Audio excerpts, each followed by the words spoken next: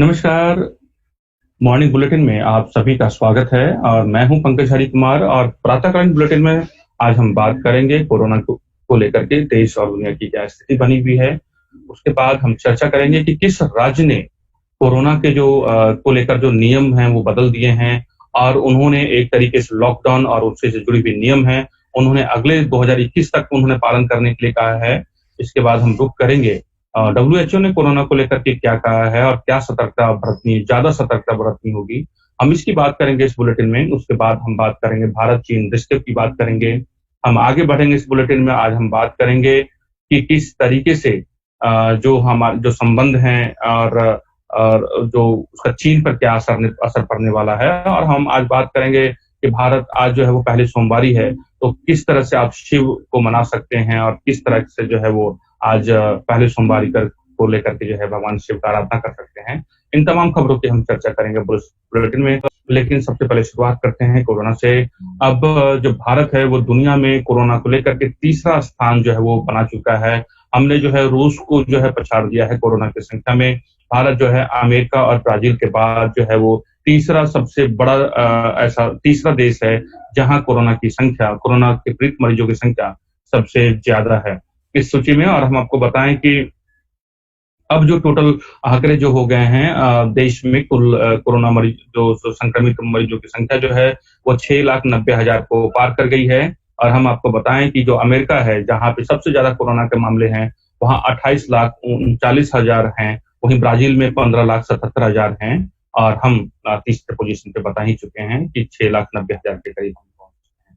अब बढ़ते हैं कोरोना को लेकर के देखते हैं कि दिल्ली की क्या स्थिति बनी हुई है। तो दिल्ली जो है वो करीब एक लाख यहाँ जो मामले हैं वो जो है वो पार कर चुके हैं। और पिछले 24 घंटे में 2,244 नए मामले आए हैं और 63 लोगों की जो है जान चली गई है कोरोना की वजह से। हालांकि एक बात यह है कि दिल्ली में जो रेशियो है, जो प्रतिशत है वो ठीक होने का, वो है 70% से ऊपर है। तो ये एक राहत देने वाली बात है कि मतलब 100 लोगों में से 70 लोग जो है वो ठीक हो जा रहे हैं। 30 लोग उसमें से कुछ लोगों का इलाज चल रहा है और कुछ प्रतिशत जो है वो डेथ रेट है। एक अच्छी बात दिल्ली में ये भी है कि जो भारत का सबसे बड़ा जो है कोविड केयर सेंटर की शुरुआत हो चुकी है। 10,000 वाला जो बेड है वो जो है उसको आप देख सकते हैं कि वहां जो है मरीजों का आना शुरू हो गया है। वहां तमाम तरह की सुविधाओं के साथ सबसे बड़ा कोविड केयर हॉस्पिटल बना है और वो तमाम जो है वो केंद्र सरकार, राज्य सरकार के निरीक्षण में वहां पर जो है वो एक तरीके से जो जितने भी संक्रमित मरीज है उनका इलाज चल रहा है। तो यहाँ अब जो बेड की कमी की जो बात की जा रही थी दिल्ली में, मुझे लगता है कि अब इस तरह की समस्याएं जो है वो दिल्ली में नहीं होगी। अब बढ़ते हैं, आगे चलते हैं और बात करते हैं महाराष्ट्र की। तो महाराष्ट्र की पिछले 24 घंटे में जो है वो 6,555 नए मामले आए हैं और जो कुल जो संक्रमित मरीज हैं वो 2,06,619 के पास जो है वो टोटल मामले जो हम मुंबई में पहुंचे हैं। और अभी तक जो जानकारी मिल रही है वो पिछले 24 घंटे में जो मामले जो बढ़े हैं वो 8,000, जो मरने वाली जो की संख्या है वो 8,822 है। और पिछले 24 घंटे में जो है आपको बताएं कि 151 और मरीजों की जो है वो मौत हो गई है। अब बढ़ते हैं, मुंबई से आगे बढ़ते हैं और आपको बताते हैं डब्ल्यूएचओ के बारे में। और डब्ल्यूएचओ की तरफ से जो रिपोर्ट आई है वो बहुत ही चिंताजनक बात है। वो उन्होंने ये कहा है कि 32 देशों के 239 वैज्ञानिकों ने यह दावा किया है कि हवा से भी फैलता है कोरोना। और ये बहुत ही चिंता की बात है और इसको लेकर के जो है तमाम एहतियाती कदम उठाए जाने चाहिए। डब्ल्यूएचओ ने और क्या कहा है हम आपको बताते हैं। उन्होंने ये कहा है कि कोरोना वायरस वायु जनित है। सीधे शब्दों में कहे तो क्या यह हवा से फैलता है? विश्व स्वास्थ्य संगठन ने भले ही प्रत्यक्ष रूप से इससे इनकार किया हो, लेकिन सैकड़ों वैज्ञानिक यह मानते हैं कि कोरोना हवा में फैलने वाली बीमारी है। न्यूयॉर्क टाइम्स की रिपोर्ट के मुताबिक सैकड़ों वैज्ञानिकों का दावा है कि हवा में कोरोना वायरस के छोटे कण मौजूद रहते हैं जो लोगों को संक्रमित कर सकते हैं। उन्होंने इस संबंध में डब्ल्यूएचओ से अपनी अनुशंसाएं बदलने का भी अनुरोध किया है। तो अब जो है जिस तरह की अब नए रिसर्च सामने आ रहे हैं, इसमें 32 देशों के, सिर्फ एक देश की बात नहीं है, 32 अलग अलग देशों के 239 वैज्ञानिकों ने यह दावा किया है। तो अब जो है मुझे लगता है कि जिस तरह की अब जो नए रिसर्च आ रहे हैं, तो इसको लेकर के और ज़्यादा सतर्कता बरतने की ज़रूरत है। अब हम आपको बताते हैं, केरल सरकार ने कोरोना को की जो अभी स्थिति बनी हुई है पूरे देश में और पूरे विश्व भर में, और डब्ल्यूएचओ की जो नई बातें जो अब रिसर्च सामने आ रही है, उन्होंने केरल सरकार ने एक बड़ा एहतियाती कदम लिया है और जो उन्होंने नई गाइडलाइन जारी की है, मुझे लगता है ये देश का पहला ऐसा राज्य है जिन्होंने इस तरह की कदम जो है वो उठाया है, और वो बहुत ही मुझे लगता है कि दूरदर्शी कदम है। दरअसल केरल में कोरोना के बचाव के दिशा निर्देशों का अगले साल तक पालन किया जाएगा। माने इन्होंने जो कई भारत में जो कई सारे राज्य हैं, उन्होंने जुलाई 31 तक के लिए बढ़ाया हुआ है, लेकिन केरल ने सीधे जो है अब लॉकडाउन जो है या जो कोरोना के बचाव के जो निर्देश हैं, उन्होंने 1 साल मतलब 2021 तक के लिए बढ़ा दिया है। और नई गाइडलाइन के मुताबिक जो है मास्क और सामाजिक दूरी के नियमों का पालन करना जो है वो जरूरी हो जाएगा, और ये जो है जुलाई 2021 तक बने रहेंगे। मतलब अभी से लेकर के अगले 1 साल तक के लिए जो है नई गाइडलाइन जो है वो जारी कर दिए गए हैं, और ये बताया गया है कि सरकार के बिना इजाजत के कि कोई भी बड़ा आयोजन नहीं होगा। ऑफिस से आदेश में कहा गया है कि सुबह 6 बजे से लेकर के ट्रिपल लॉकडाउन यानी ज्यादा प्रतिबंध तिरुवनंतपुरम के में 1 हफ्ते तक लागू रहेंगे। तो ये केरल की तरफ से सबसे बड़ा कदम उठाया गया और ये बहुत बड़ी खबर है। मुझे लगता है कि जिस दिशा में केरल आगे बढ़ता जा रहा है, केरल राज्य ने फैसला लिया है, मुझे लगता है कि आने वाले दिनों में बाकी राज्य भी हो सकता है कि उस तरह के फैसले ले। हालांकि तमाम तरह की जो आप देख रहे हैं कि प्रधानमंत्री से लेकर के तमाम राज्यों के मुख्यमंत्री कह चुके हैं कि कोरोना को लेकर के अभी कोई उनके पास माने ऐसी कोई पुख्ता जानकारी नहीं है कि कब तक ये हमारे बीच रहने वाला है। अब बढ़ते हैं कोरोना से के तमाम जो जानकारी के बाद हम बढ़ते हैं यूपी की तरफ रुख करते हैं। यूपी में कानपुर की तरफ रुख करते हैं। आपको मालूम है कि वहां का जो विक्रू गांव है, जहां पे 8 पुलिसकर्मी शहीद हो गए थे, और जो अपराधी है, जो गैंगस्टर है विकास दुबे, जिसकी के साथ जो है मुठभेड़ में जो है 8 पुलिसकर्मी शहीद हो गए थे। अब जो है उसके पूरे घर को तहस नहस कर दिया गया है, और पुलिस ने जो उसके घर की जो तलाशी अभियान ली है, वो बड़े ही चौंकाने वाले जो है वहां पे जो वहां तथ्य नजर आ रहे हैं। और वो बताया जा रहा है कि गैंगस्टर के घर में 15 जिंदा बम बरामद होने के बाद पुलिस ने कहा है कि वो माओवादियों की तरह काम करता था विकास दुबे, और विकास दुबे का पूरा नेटवर्क नक्सलियों और जो माओवादी जिस स्तर पे काम करते हैं उस तरह का उसका जो है अपना एक नेटवर्क उसने बना रखा था। अब दरअसल इसमें ये है कि आपको बता दें कि अभी तक उसे पकड़ा नहीं जा सका है। पुलिस जो है पूरे राज्य भर में छापामारी कर रही है ताकि उस पर दबिश बढ़ाई जा सके और जल्द से जल्द उसे गिरफ्तार किया जा सके। और उसमें एक तरीके से और इस एंगल की जांच की जा रही है कि आखिर विकास दुबे इतना बड़ा अपराधी कैसे बन गया, क्या उसे कोई राजनीतिक संरक्षण थी? और एक तरीके से ये भी बात सामने अब आ रही है कि अगर किसी तरह का उसे राजनीतिक संरक्षण था तो उस पर भी कार्रवाई की जाएगी और बड़ा कदम उठाया जाएगा। और एक तरीके से यूपी पुलिस ने ये पूरा मन बना लिया है कि जितने भी दबंग कुख्यात अपराधी यूपी में हैं, सभी का एक-एक करके सफाया किया जाएगा और सभी पर जो है वो अंकुश लगाया जाएगा, सभी को जो है वो जेल के सलाखों के पीछे भेजा जाएगा। अब बात कर लेते हैं हम भारत चीन संबंधों को की जो तनातनी है। आप देख रहे हैं कि जो तनातनी बनी हुई है वो लंबे समय तक चलने वाला है। ऐसा नहीं है कि बहुत जल्द जो है वो समस्या का जो है समाधान होने वाला है।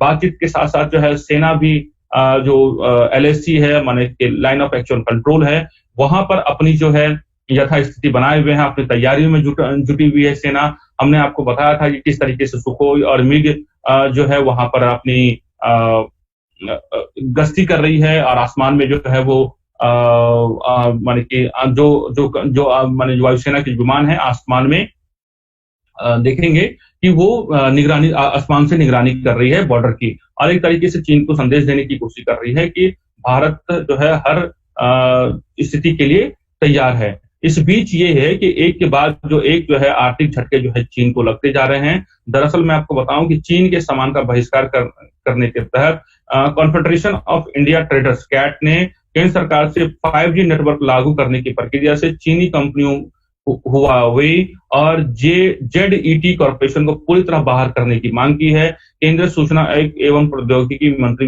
रविशंकर प्रसाद को भेजे एक पत्र में कैट ने कहा है कि भारत की संप्रभुता और लोगों के व्यक्तिगत डेटा की सुरक्षा को देखते हुए इन दोनों कंपनियों को 5G नेटवर्क से बाहर रखा जाए। कैट ने पत्र में कहा है कि भारत सरकार ने जिस तरह हाल में 59 ऐप को प्रतिबंधित किया है, उसी नीति का पालन करते हुए हुआवेई और जेडईटी कॉर्पोरेशन को 5G प्रक्रिया में शामिल करने से रोकना चाहिए। हम आपको बता दें कि हुआवेई और जेडईटी दोनों चीनी कंपनियां हैं और ये सब बहुत बड़ी कंपनियां हैं और इन पर ऐसा आरोप लगता रहा है कि ये जो जानकारी है वो कहीं न कहीं जो चीन के साथ उनके अपने जो कारोबार हैं, उनको कहीं न कहीं वो डाटा साझा करना होता है। ऐसे इस तरह की बातें जो है विशेषज्ञ कहते हैं और ये दुनिया की सबसे बड़ी कंपनियों में से एक है और उनका नेटवर्क जो है सिर्फ भारत में ही नहीं बल्कि दूसरे मुल्कों में भी फैला हुआ है और ऐसे में अगर 5G प्रक्रिया से इन दोनों कंपनियों को बाहर किया जाता है, तो ये चीन के लिए एक बड़ा झटका होगा और इससे पहले भी जो है दूरसंचार नियामक जितनी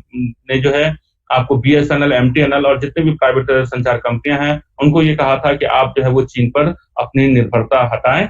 ये बात पहले भी इस तरह की बातें सामने आ चुकी है। अब आपको बताएं कि भारत कई जो मोर्चों पर जो है वो लड़ाई लड़ रहा है। एक चीन है, दूसरी तरफ पाकिस्तान है। नेपाल के साथ भी जो है जो ओली सरकार की वजह से वहां पे एक गतिरोध पैदा हो गया है। इस बीच ये है कि भारत सरकार ने जो है वो 40 वेबसाइट को बैन किया है और राष्ट्र विरोधी गतिविधियों की वजह से उस पर प्रतिबंध लगाया गया। हम बता दें कि देश के खिलाफ मुहिम चलाने वाले 40 वेबसाइटों पर भारत सरकार की गाज गिरी है। केंद्रीय गृह मंत्रालय ने 40 वेबसाइटों को तत्काल प्रभाव से बंद करने का फैसला किया है और प्रतिबंधित संगठन सिख फॉर जस्टिस एसएफजे से जुड़ी 40 वेबसाइट पर अलगाववादी गतिविधियों का समर्थन करने के लिए सरकार द्वारा रोक लगा दी गई है। यह जानकारी जो है वो गृह मंत्रालय की तरफ से दी गई है। तो हम आपको बता दें कि एसएफजे एक 1967 के तहत जो है वो इनको गैर कानूनी संगठन घोषित किया गया है और ये लगातार जो है अपनी वेबसाइट के माध्यम से एक प्रोपेगेंडा जो है भारत के खिलाफ जो है वो लगातार चलाता रहा है और इसके खिलाफ ही जो है भारत सरकार ने ये फैसला लिया है, एक्शन लिया है। अब हम बात करते हैं इन तमाम चीजों के अलावा हम बात करते हैं कि ताज की ये हमने आपको खबर बताई थी कि आज से जो है सरकार ने फैसला लिया था कि जो पर्यटन मंत्रालय उन्होंने विभाग ने यह फैसला लिया था कि ताज का दीदार कर सकेंगे, लेकिन जो कोरोना का मामले हैं उसको देखते हुए ये थोड़ी सी जो ताज के दीदार के लिए जो इंतजार कर रहे होंगे उनको थोड़ा सा मायूसी हाथ लगी है। ताज के दीदार के लिए लोगों को इंतजार करना पड़ेगा। कोरोना संकट को देखते हुए आगरा प्रशासन ने ताजमहल को अभी बंद रखने का निर्णय लिया है।